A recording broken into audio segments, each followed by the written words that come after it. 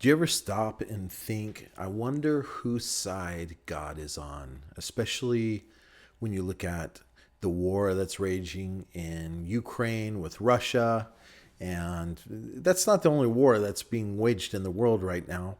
But as these wars get fought and all that's taking place, even with the position of the country I live in, the United States, there's a lot of assumption that God's on our side. And, you know, a lot of that assumption's wrong. I hate to break it to you. Let me read from you Joshua chapter 5. This is verse 13. It says this: It came to pass when Joshua was by Jericho that he lifted his eyes and he looked, and behold, a man stood opposite him with his sword drawn in his hand. And Joshua went over to him and said to him, Are you for us or for our adversaries? I think this is where a lot of people find themselves right now. They're looking at what's happening in the world and they're saying, or maybe they're hoping God is for them and not for their adversaries, or they're saying, what's going on? Are we being protected by God or not? And, I want to say something about this passage because it's important to be said. Joshua here is acting as the head of the nation of Israel. Okay, Israel was God's chosen people, and God had led them out of the promise, or out of not the promised land. He's leading them to the promised land, led them out of Egypt through the wilderness, and they're recovering from that. Right now, they're just about to enter into the promised land.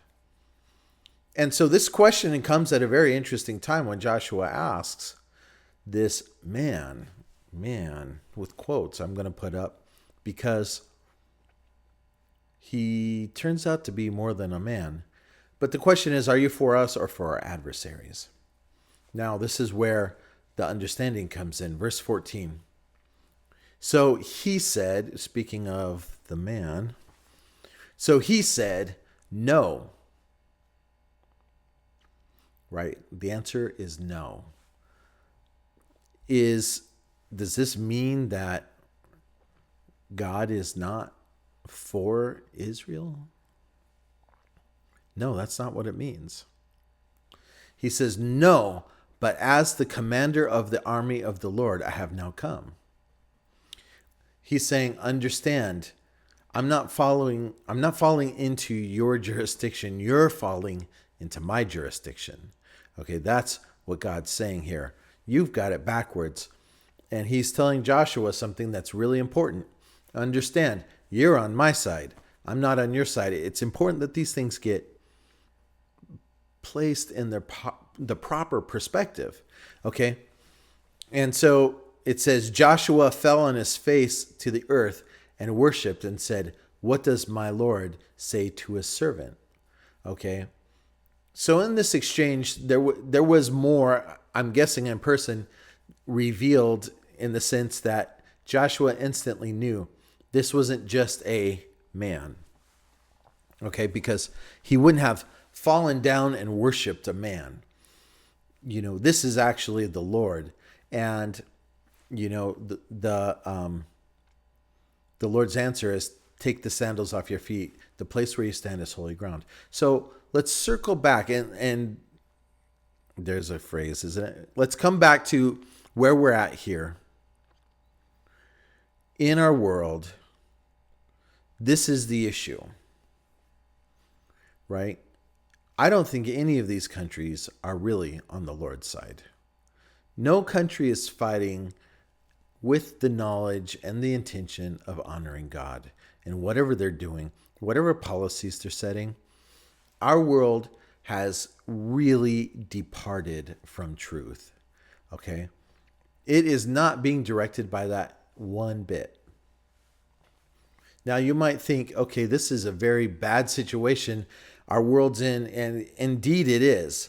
But there has been, or there is, great news that we have, and that comes to us from the book of Romans in verse 31.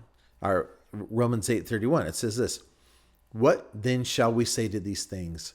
If God is for us, who can be against us? And it says, he who did not spare his own son, but delivered him up for us all, how shall he not with him also freely give us all things? So this is the thing that God's telling us. Understand this. When it comes to the nations of the world, okay, I don't think any of these nations, I think it's pretty safe to say nowhere even close to seeking God's will and his purposes for their nations, okay? But for us now as individuals, this changes. And now as an individual, okay, in my relationship with the Lord, I can go through my day, although my country is completely gone off the deep end. Despite that, I can come here, I can look at the scripture, and I can say, you know what? If God is for us, who can be against us? And there's great hope to be found in the knowledge of my relationship with Christ that overcomes all of the wickedness in this world. It overcomes the bleakness of the times, because eventually what's going to happen is God on my behalf is going to intervene. And he is going to say, well done, good and faithful servant. And he already has intervened by sending Jesus so that I can be saved. You can be saved simply by putting your trust in him. So today, just remember this. If God is for us, who can be against us? Thankfully, we're not in that place where we are on the receiving end of God's displeasure, because we trust him. So may God richly bless you. And of course, if this video ministered to you, please take a minute and leave a comment. If you haven't already, like, subscribe, do all of those things. May God richly bless you.